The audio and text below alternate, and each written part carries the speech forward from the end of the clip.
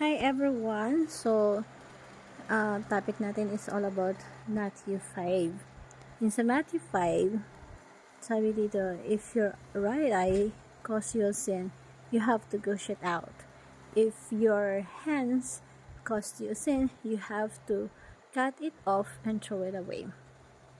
This is the most misunderstood Bible verse in Matthew. Yes. When you read it, unang papasok lang sa isip natin, it's a hyperbole. Pero, when you learn to study that, Jesus said that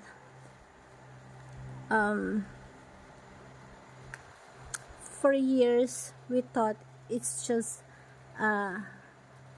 you don't take it seriously. It's just a hyperbole. And sometimes, when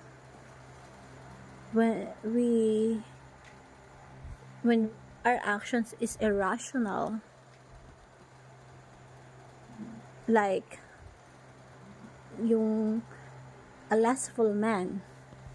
Ang lustful man is kung ang nagkakos sa kanya ng sin para maging lustful man siya is yung mata niya. So, tatanggalin niya yon. Pero, na-realize niya, kahit tinanggal niya yung mata niya,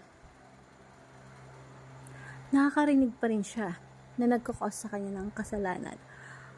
Para maging lustful siya. So, tinanggal niya ulit yung tenga niya.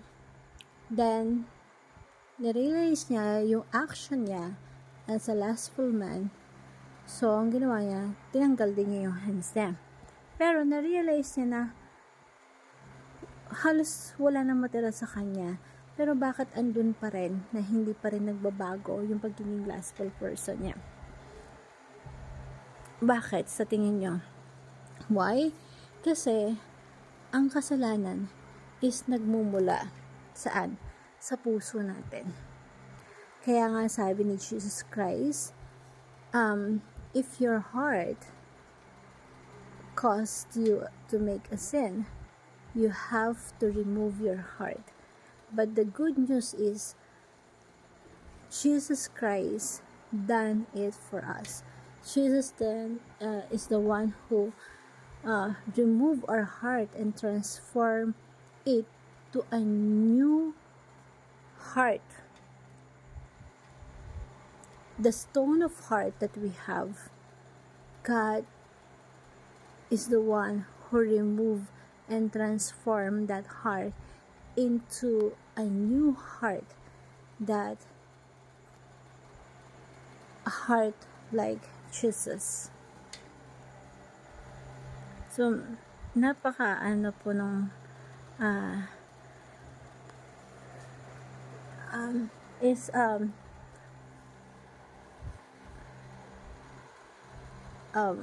wisdom. Yung wisdom na binibigay na itong verse na to is malaking tulong po para sa atin. Na para maging aware tayo. Because Jesus mentioned in the Bible that anybody that committed lust, they committed adultery in their heart. And the whole purpose is the actions of a person is rooting to what his heart desire. And this is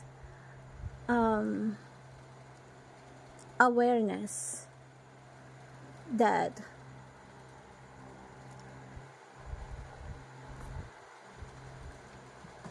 we have to be aware na what is in our heart, let's predict what the actions we created, and it's connected to the every part of our body.